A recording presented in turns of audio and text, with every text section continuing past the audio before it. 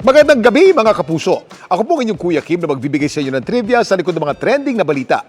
Isang vlogger mula sa Davao Occidental may na-rescue na 2 kwago. Pero ang ginawa nilang ito, bakit pinuna ng kanyang mga followers? Lalaki mga mata ng followers ng vlogger na si Ryan sa pinost niyang ito. Hi guys, meron akong bagong alaga. Napaka-cute nila. Ang kanya kasi Felix, hindi pagkain o pasyalan, kundi 2 baby kwago. Napaka-cute nila guys, oh. Ang mga kwago na rescue niya raw sa kanilang taniman sa Balita, Davao Occidental. Magtatanim sana kami na ipag-isipan ng aking tatay. Sunugin muna yung mga makakapal na damo. Mayroon para nagpupugan na kwago doon. May biglang lumipad po na malaking kwago at mayroong 2 nagtakbuhan. Agad na raw itong pinakain at tinalagaan. Nag-research ako, ang kinakain pala nila ay mga daga, worm. Sinubukan ko pinakain sila ng isda at saka manok. Kumain naman po sila. Yung kinakain nila ito, black meat.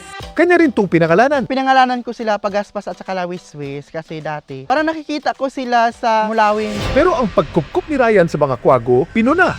Ibalik mo na lang, Mi, kung saan mo kinuha yan. Baka hinahanap na ng nanay yan. Please, surrender it to the authorities. Si Ryan may nais dinawin. Kuya Kim, ano lang?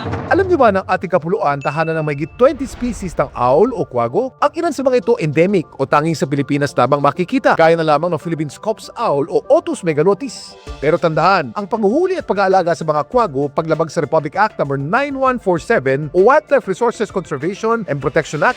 Kaya kapag nakakita ng mga ito, i-report sa kinauukulan. Bagay na ginawa naman daw agad ni Ryan. Nagkontak ako agad sa taga-barangay kung saan ko pwede i-surrender doon daw sa DNR. Pero dahil napakalayo raw ng opisina ng DNR mula sa kanilang sityo, pinahintulutan daw siya alagaan pansamantala ang mga batang kwago at papakawalan lamang ito kapag handa o malaki na sila. I-release ko na sana ito pero nakita ko po na hindi makakalipad. Mag-wait pa ako na 1 buwan. Pero anong klaseng kwago pa ang na-rescue ni Ryan sa Davao?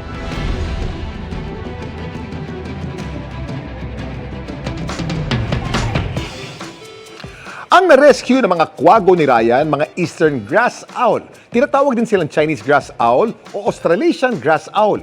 Ang mga medium-sized owl na ito matatagpuan sa ilang bahagi sa Southeast Asia, Australia at Western Pacific. Ang mga Eastern grass owl, least concern ayon sa IUCN Red List. Pero dito sa Pilipinas, maaring maapektuhan ang kanilang populasyon dahil sa pagkawala o pagkasira ng kanilang mga tahanan. Samantala, para malaman ang trivia sa likod ng viral na balita, ay post o comment lang, #Kuya Kim. Ano na? Laging tandaan, kimportante ang may alam. Ako po si Kuya Kim at sagot ko kayo 24 oras.